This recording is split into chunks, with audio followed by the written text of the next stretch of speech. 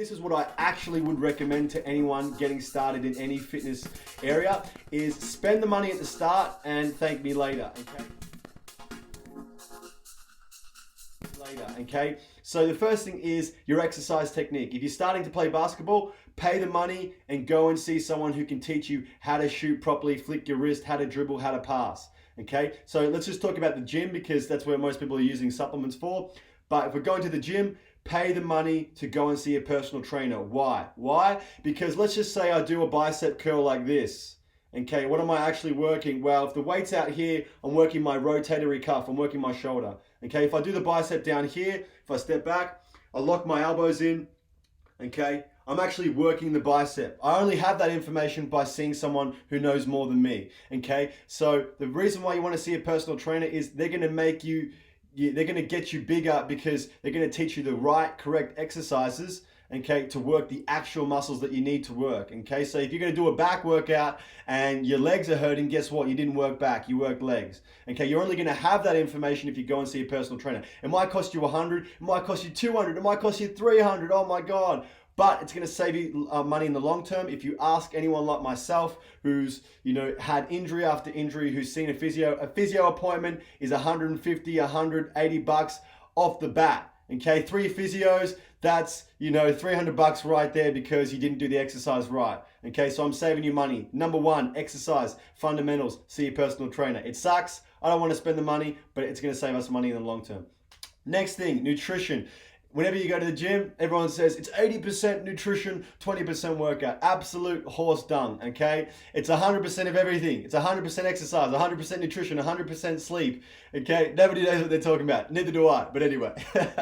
Okay, so with nutrition, okay, you can go and see a dietitian or a nutritionist or a sports nutritionist, okay? It might cost you $100 again, okay? It's gonna suck, but guess what? Once you have that base information, okay, you can't go backwards. It's almost like, let's just say you're a famous celebrity. You found out that, like for instance, I found out Eddie Murphy has 9 kids. Okay, once I find that information out, it's like, whoa, you can't go back from that. Once you find out that Superman, actually, like Spider-Man, whatever it is, once you find out a piece of information, you can't turn back, okay? So once you know how to eat healthy and eat correctly for your nutrition program, you can't turn it back. You can't unknow something, okay? You can choose not to use it, but you can't unknow it. So exercise, nutrition, that's number 2.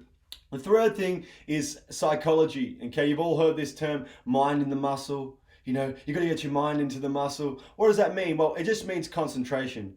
Okay, so if you're doing a push-up, okay, and you're concentrating on moving your pectoral, you're moving your muscles, you're keeping your wrists in tight, that psychology is going to help you because the mind controls the body. The nervous system, okay, tells the muscles to move, okay? You don't just move, you don't just do a push-up, somebody's telling you, and that's in your brain. You don't consciously think, I'm going to do a push-up, you just do one.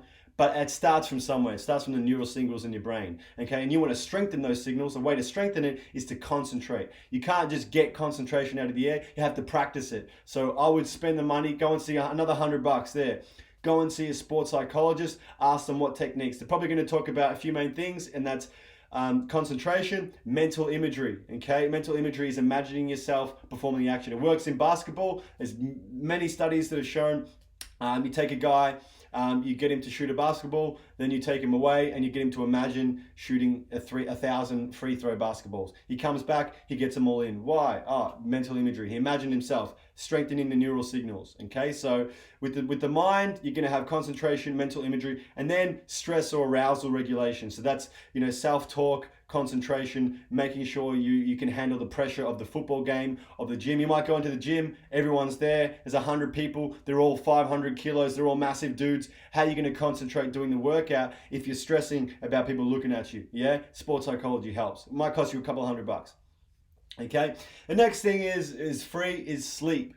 Okay, so you want to go to bed at the same time and wake up at the same time. It doesn't matter if you go to bed at 12 and you wake up at 4. Again, not the best, but it's something called circadian rhythm. It just means that your body's going to understand, if I'm going to bed at 12, I got 1 hour to do this type of REM sleep, I got 1 hour to do non-REM sleep. Your body's going to get into a cycle, and once it's into a cycle, it can actually help you recover quicker. It can organize the memory in your brain, and it can also recover the muscles. Okay, so go to bed at the same time and waking up at the same time is going to help with your exercise regime. People say 8 hours, 10 hours, 20 hours, whatever it is. You want to make sure it's the same. That's more important. If you get 6 hours of sleep every day, but it's 100% 6 hours, your body can figure out what to do. Okay.